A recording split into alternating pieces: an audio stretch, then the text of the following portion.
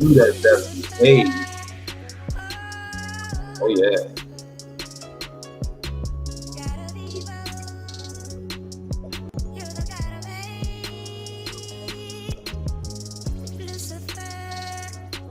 We can invite a few people in.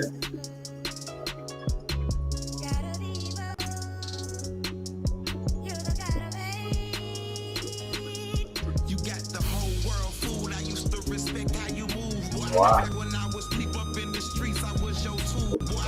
Now I see everything you doing when you doing what you doing. I see through it, boy. You in truth ain't congruent, boy. You can't use me, now you use others. So now I prove our spirit shots to show me who's my mother, who's my brother. Leave me, you would no further. Your deception I uncovered. I see you, the devil, inside my own brother. I no longer do my own thing. I honor the throne, man. You a weakness, listen with resistance, you get gone, man.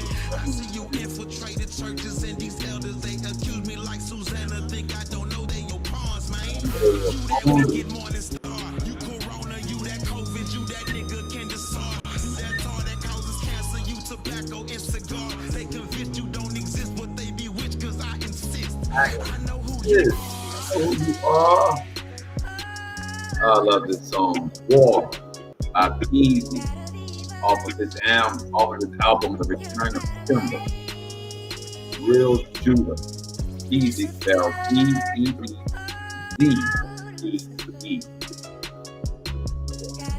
The Return of Simba.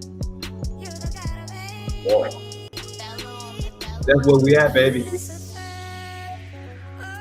We at war, baby.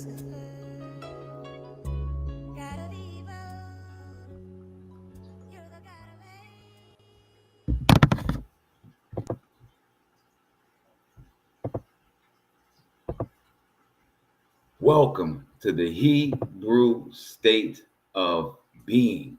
I am your humble servant and host for tonight. I am Kyle in the building.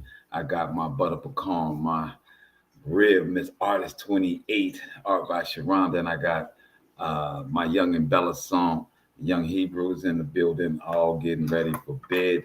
Get ready for tomorrow. So we are in this building. Yes. So, man, look, we at war. It's no other way to put this, no other way to communicate what we need to understand this evening. Title of the song that we played by Peasy is War. And what we're going to discuss tonight is the prophecy of Damascus. What's happening in Gaza, what's happening in Palestine, what's happening in Israel has been prophesied by the Most High in several manners. We're going to go through Isaiah 17 tonight, as Damascus, which is in Lebanon, right? But because that's who's getting bombed the most right now, as Hezbollah, southern Lebanon, right there at Israel, northern parts of Israel, is who they are attacking now. They have turned their efforts as they have moved the people of Palestine down to Gaza, to the bottom, and Gaza down to Ashdod and Ashkelon and Ashdod, and trying to get them to move into the interior of Africa, and they're going to try and move the Lebanese out of their area into Syria, so that they can control all of the land. Whether you are on either side does not matter for our lesson tonight. Our lesson is in the prophecy that the Most High has said this would happen. Again, for all the algorithms, we are not pro-Palestine. We are not pro-Israel. We are pro-prophecy. We are pro-Tanakh. We are pro-Torah. So in Ezekiel 37 and 38, majority in 38, it speaks of Gog and Magog, the king of the north, right? We understand that Russia is the northernest part, so we can understand that they would be that. Now, in prophecies, the north didn't always mean Russia. The north meant Turkey, because it is north of Jerusalem. So you must understand when you're reading these prophecies what north they're speaking of. I see Mel is in the building, Israel in the building. I see Brother Yawan is in the building. I see we got somebody over in YouTube is live with us as well. So deal is this. When we are looking at these prophecies of Gog and Magog and Russia, and we're saying, well, Russia's in war with Ukraine right now. They're not in war with Israel. You will say, well, Israel is in war with Hezbollah and Gaza, and they're trying to get Iran to jump in and make it a full-scale war. But yet that's not Russia, right? You can clearly say that's not Russia. Well, how does the Ezekiel come to pass? How does this war that we've seen come to pass as the prophecy says it will? Well, very easily, and you'll see that shortly as time goes on, as they continue to push the Lebanese or the Hezbollah or Damascus, as they continue to wipe through and start to heavily bomb and now do a ground invasion into the area, that is going to push what they need. Iran, China, and Russia are in partnership. They supply weapons to each other as well as goods. They are also part of the BRICS nation, the counter UN organization, which would be the 10 heads that is spoken of in Revelations, right? The G7. No, it's the 7 heads and then the 10 underneath. The 10 underneath are the Muslim countries. The 7 heads are the G7, right? The European nations. So as we put that in our understanding, that as Revelations prophesied of this great beast that would have 7 heads, that would be the European countries, and that those countries are of the body of the Roman Catholic Empire, which is the dragon, which has the 7 heads. The 10 countries that is underneath that it speaks of in Revelations are the 10 Muslim countries. Those are the collection. I forgot the name of their organization. So from a Revelations perspective, you have that collection. From Isaiah that we're going to read tonight, it's going to speak of how and what our state was going to be. And also to prove that the people that are in Israel right now are not the original people of Yehuda. which is going to lay out here as well in Isaiah 17. So I want us to focus on this, so we won't be going through any other scripts tonight, but this chapter of Isaiah 17, so we can get some understanding of this, right? Because we are in prophetic times when we are at war. This is going to bring the daughter of Babylon into war. Oh yeah. You have so many people with the wrong perspective of how they should be in these times, on what side of the fence they believe that they're on, whether it be Democrat, Republican, whether you're saying you're not going to vote. You must understand that all of those things cannot stop and will not stop these prophecies. I'm going to say again, it does not matter who you vote for. These prophecies are going to happen, and whomever is elected, whether your candidate or not, are going to fall directly into these prophecies. So starting off, Isaiah chapter 17, verse 1, it says, the Damascus pronouncement, behold, Damascus should cease to be a city. I'm going to go ahead and screen share this. Now, this screen share is not going to match. That's an NIV. I should probably get a better version, but that's what the one they had on the internet. So we're just going to go with what they got on the internet, because it really matters not. I'm reading from the Tanakh, and there will be some differences between what you see on the screen for the YouTubers and what I read. So, one other thing I want to check right quick.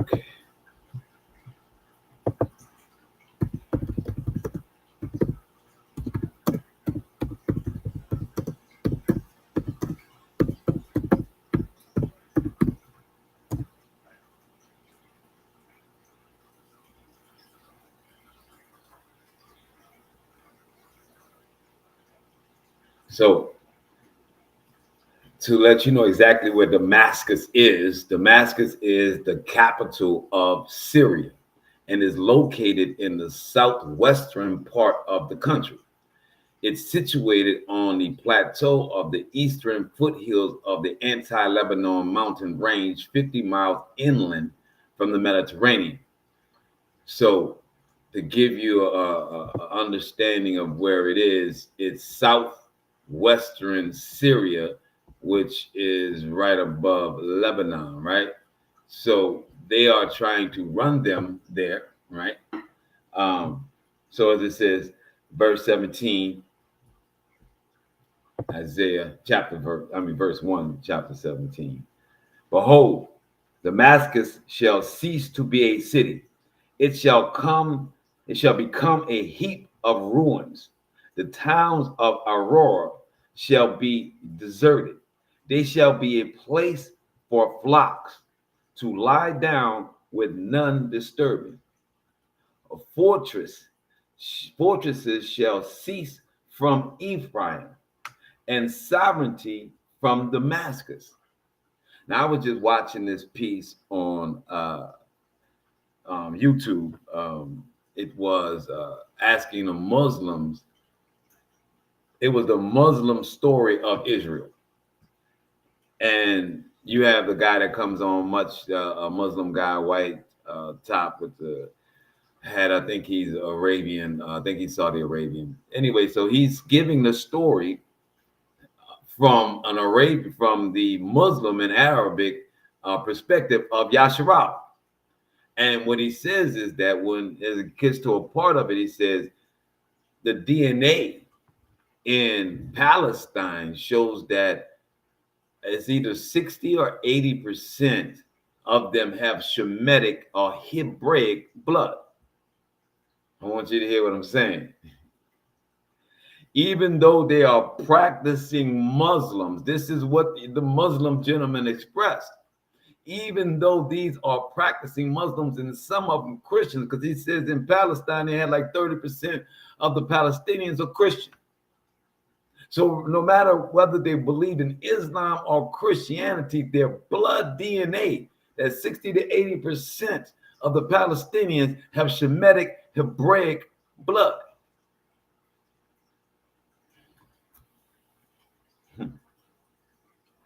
So when the Most High says that Ephraim, who is part of the northern tribes, right, that got brought into captivity, that was brought into Syria, right? And then they fled, but not all of them, right? Some of the 10 tribes left, but some stayed. So these took on other religious belief systems. So he's saying the fortresses shall cease from Ephraim. So even though we're looking at these people as Muslims, right? As you're looking at them as Lebanese, as you're looking at them as people that are Damascus, right? They are actually partly of Ephraim.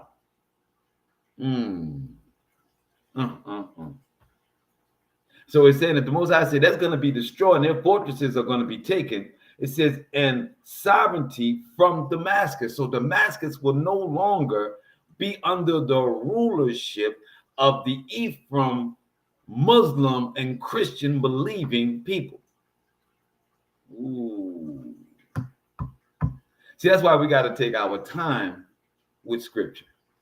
That's why we have to look at present day, find out these names here. They're not disappeared. These names just have they just renamed these places. But your Google search, your Bling search, your DuckDuckGo, those will give you the present day name, present day places of these names that's written in your scripture. You'll find that the people that are there, as this Muslim brother said on his channel, that they have Shemitic blood, that they are Ephraim,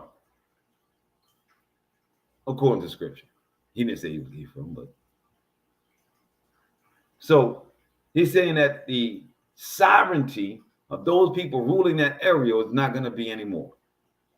So that's why you have these Israelis bombing, right? And it says, the remnant of Aram, which is the Arabs, shall become like the mass of Israelites. So it's saying that the Muslims that are there, the Aram, the Arabians that are there, we're going to now be scattered like to the four corners, like Yasharala, just like the Yasharites. Man, did you know that this was written right here in your scripture, that you don't have to go to CNN and Fox to know exactly what's happening and is about to happen? See, it doesn't matter which president that you elect, they're not going to stop this.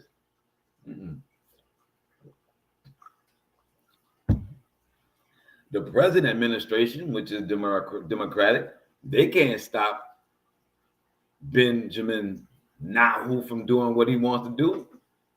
They can't stop it. So as you know, these people are bloodthirsty. They're not going to stop until they wipe all of these people out and get as much land as they can for their people. They are trying to reset the table. As the global reset is happening, these people are trying to reset it so that they have all of the areas from Damascus all the way down to Gaza.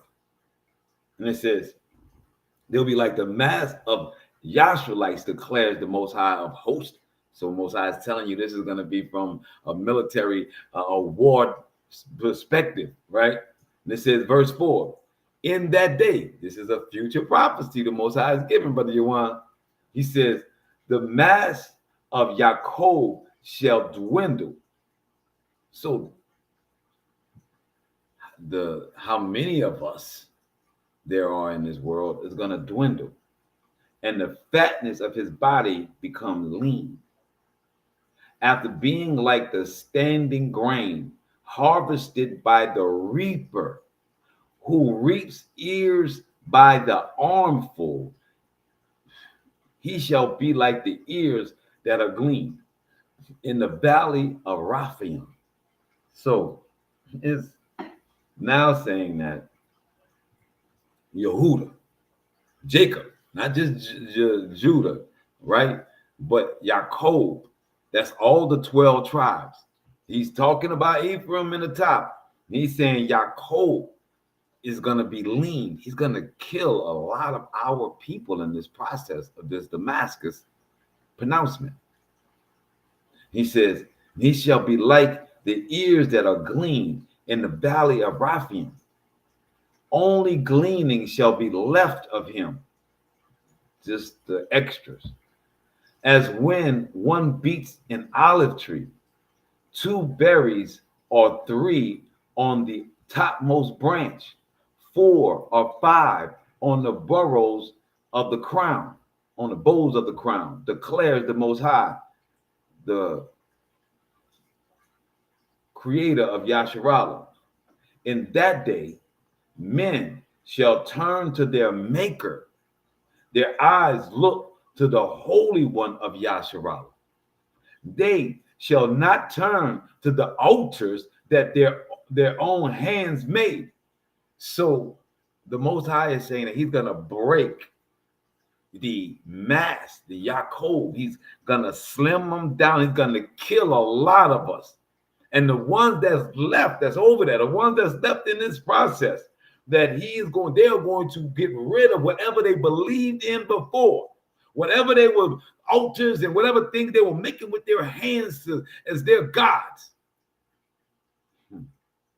Their altars, they shall not turn to the altars that their own hands made, or look to the sacred post and incense stands that their own fingers wrought.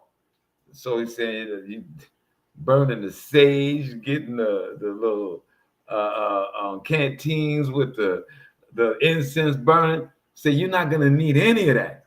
You're not going to resort to any of that because it won't be any of that. They're running for their lives. They don't have a structure and homes.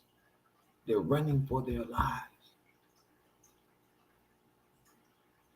Verse 9, in that day, their fortress cities shall be like the deserted sites which the Horesh and the Amir abandoned because of the Yashraelites, and there shall be desolation.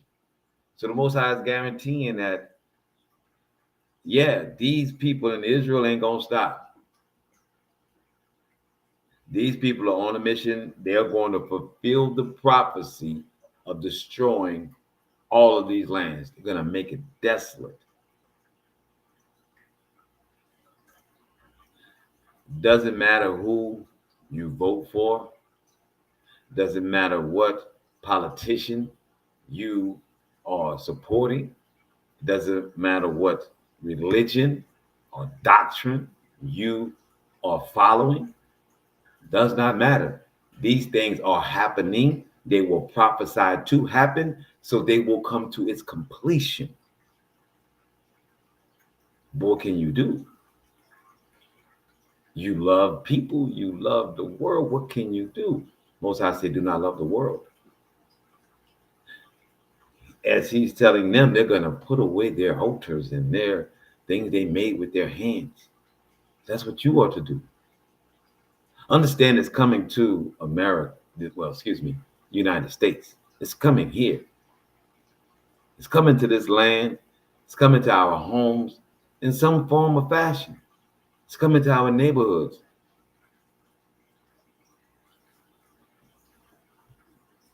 To think that we are not in World War III, to think that things aren't about to change, to not prepare yourself, to not think of what you can do other than the job that you have, how you're going to be able to take care of yourself, how you're going to provide, what things can you do that's outside of structured governmental salaries. What can you do? What can you and your family produce in your house that can get you to barter and get food, get water? toilet paper. What if the bombs hit United States tonight? You got 3 weeks before your money in your bank run out, before the stores shelves are empty, before you can't go back to work, because we are now in full-fledged war here and nothing is the same. Nobody's going to theme parks. Nobody's going to the nightclubs. We got curfews. What can you and your family produce that you can sell and you can barter?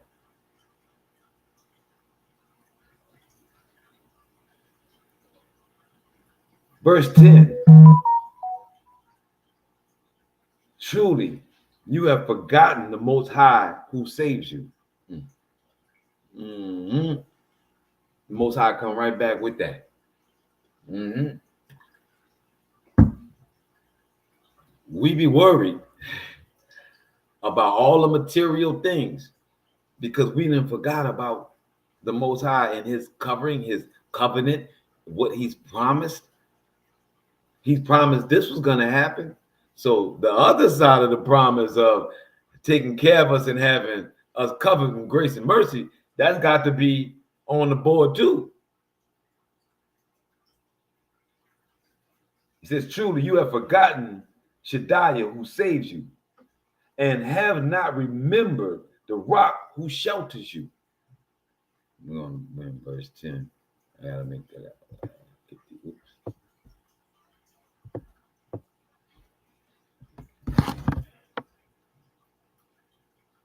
Move this thing up.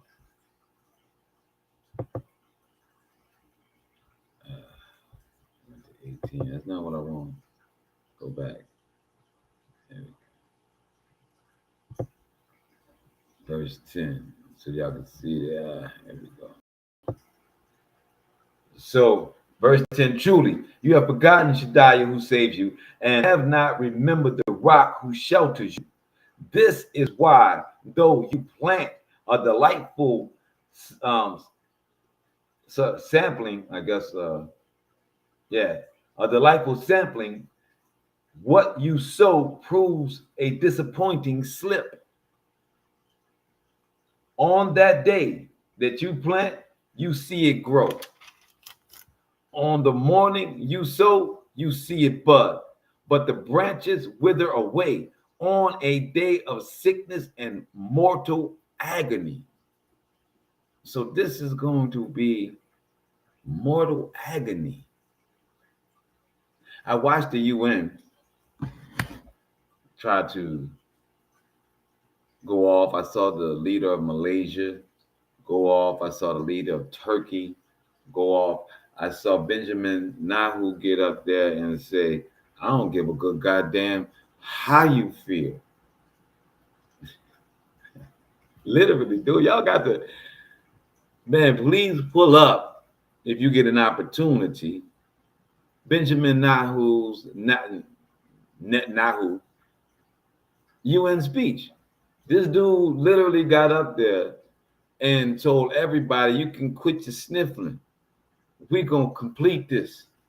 You can grab all the tissue you need. We're going to destroy everyone that's even close to being a threat to us. Turkey, who's right above Syria, he got up and said that, it's only 5 nations inside of this UN that's holding up the ceasefire, and that it is becoming clear that something's going to have to be done.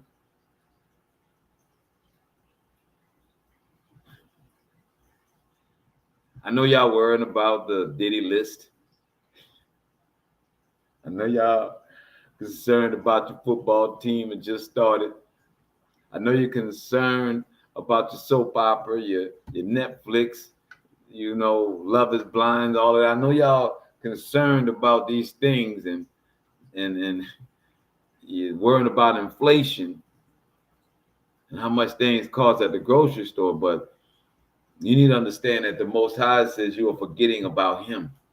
You're forgetting about the person that's going to give you salvation in this time. You're not reading his word and understanding what he has intended. You need to quit your sniffling. You need to come to a reality and start preparing yourself. Because horrific as it may be, this is prophesied. This is the pronouncement of Damascus. We are steps away from World War III to where Iran has to get in. And if Iran gets in, Russia gets in. If Russia gets in, China gets in.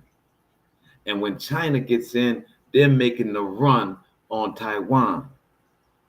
You guys understand that this is just World War III, because the United States is going to meet China on the battlefield for Taiwan. Russia and America is going to clash in Israel, behind Israel. The table is set. Who do you think, what politician is going to stop that global order in the United States?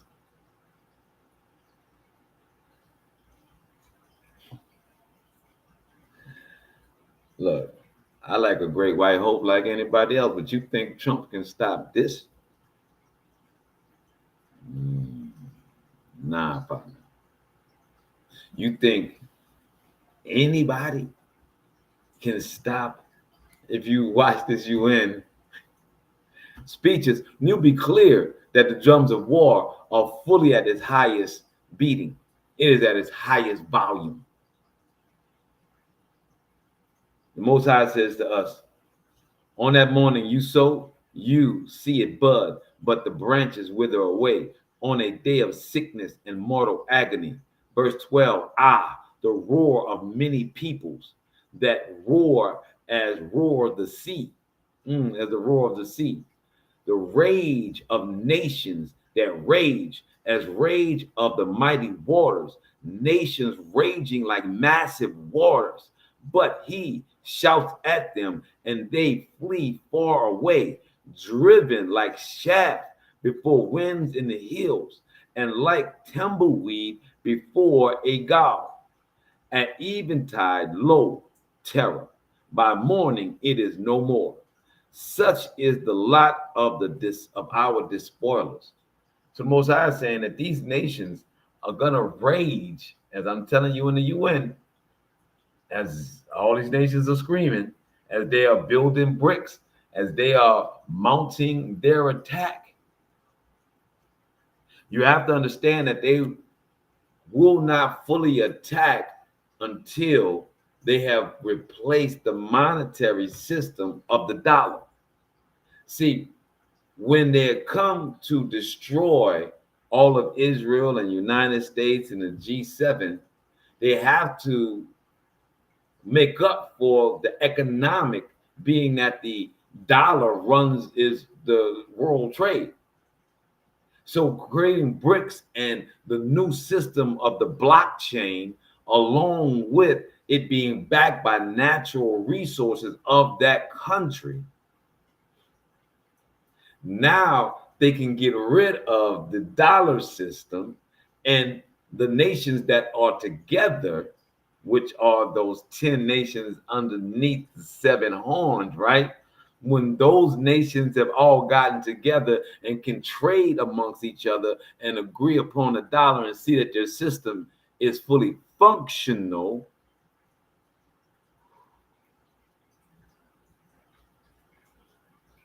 baby, that's like 3 o'clock, and the bully got 2 people he eyeing. He like, man, which one am I gonna knock out first? Most I say the nation's gonna rage. The nation's gonna talk much. Nation's gonna want to go to war. They're gonna rage and rage, but they're gonna be held back. They're gonna be pushed back like chaffs of wind. And he says that the He said they're going to be driven back like chaff before the wind in the hills and like tumbleweed before the gale at eventide. Lo, terror. By morning, it is no more. So they're going to talk all that talking about the morning. They ain't about that. They can't bust a grape in a fruit fight.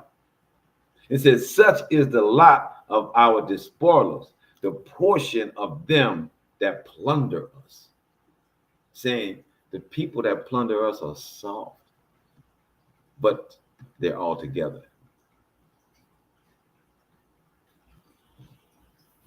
Like I said, you know what? I'm just going to read a little bit of 18 because it's a continuation. But I don't want to cloud tonight's message. Tonight's message is the Damascus prophecy, and that we are watching it happen, and that none of this distraction, discourse in this nation on who to vote for and who not to vote for, whether we're going to have a civil war or not, it has nothing to do with these things coming to fruition, coming to reality, coming to pass. So what does that tell you to do? What is your marching orders? As the Most High told the people that were going to be running from Damascus, that you're going to leave your altars. You need to leave your religious beliefs. You need to leave the laws and believing that the nation laws is what governs you. The law of the Most High, Exodus chapter 20, is the law that governs you. And you need to start making your life look like those laws. And you need to, in this process, which ain't easy, forge your identity according to that, how you make money, because things are going to fall. What can you produce?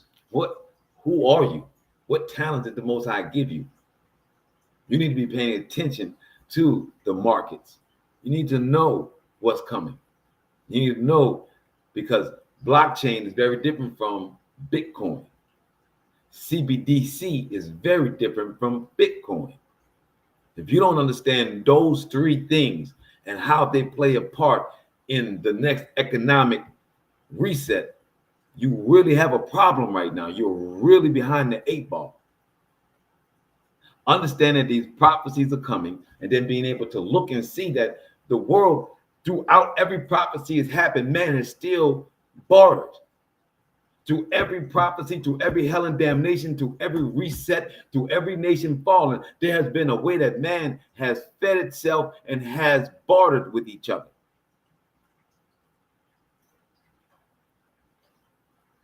You need to understand that when calamity comes, if you are expecting to have grace and mercy and be covered in this, that you're going to have to survive. That the Most High will do his part by making a missile go past your house. The Most High do the part by not letting people come in and kick your door open. But what about your part of having your household in order? That you're not out there fighting in the streets because your wife don't understand that we at war and you can't talk to people crazy. You need to get to where you got to go and get back. Or your son or your child doing something crazy. Do you have your household in order? Do you have a way that y'all are going to eat? Are y'all going to produce something? Man, you got a lot to be concerned about, and it has nothing to do with the United States nor what's in pop culture. Verse chapter 18, Isaiah. Land in the deep shadow of wings beyond the rivers of Nubia. Go swift, messengers, to a nation far and remote, to a people thrust forth and away, a nation of Geber and Chatter, whose land is cut off by streams, which sends out envoys by sea in prosperous vessels upon the water. All you who live in the world and inhabit the earth, when a flag is raised in the hills, take note. When a ram's horn is blown, give heed. For thus the Most High said to me, I rest calm and confidence in my habitation, like a scorching heat upon sprouts, like a rain cloud in the heat of reaping time. For before the harvest, yet after the budding, When the blossoms has hardened into berries, he will trim away the twigs and pruning hooks, and loop off the trailing branches.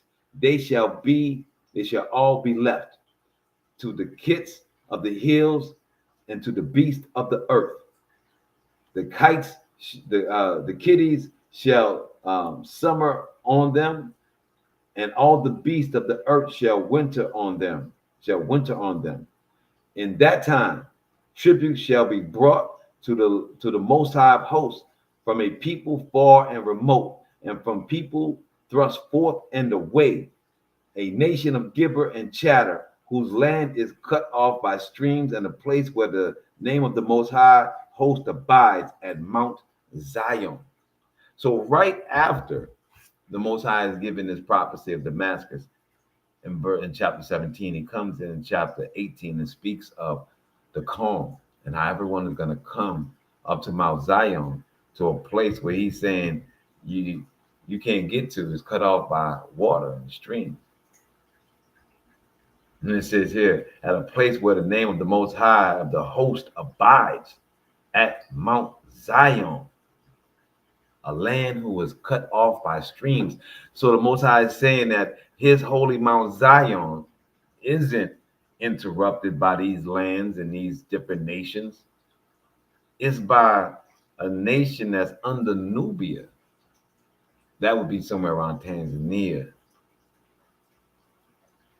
He's saying that people are going to bring tribute up to him. That's what I'm getting ready for. That's what we are striving for by following his law.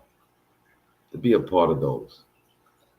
Not to be a part of this world and fighting for the absolute silliness of this world. The fears of this world. Brother Iran and I was talking today about how there's so many weirdos out here. That's the best way you can explain it. People that don't have a base, a rhyme or reason, they just react to things, and they're very weird about it because they don't have any structure. They don't come from a thought process that's recognizable. People are shady for no reasons. It's just weirdos. You have to have a law. You have to have a base. That was Isaiah chapter 18. You have to have a base. You have to know who's directing your ship. I cannot allow any man on this earth to direct my ship in this hour where man is going to World War III. So says the Most High. Where man does not have an option. Where man is just that, being reset. How are you going to be reset is the question. Are you going to reset into this new world? Are you going to be in the cities with the cameras and the grids and them knowing everything about you from the currency that you use of them? Or are you going to be outside of it and figure it out? We're going to be on the outside figuring it out. All praises unto the Most High. I pray that the Most High speaks to you and gives you your direction, and gives you the calm and the peace that you need in your life in this time, and gives you the discernment to truly see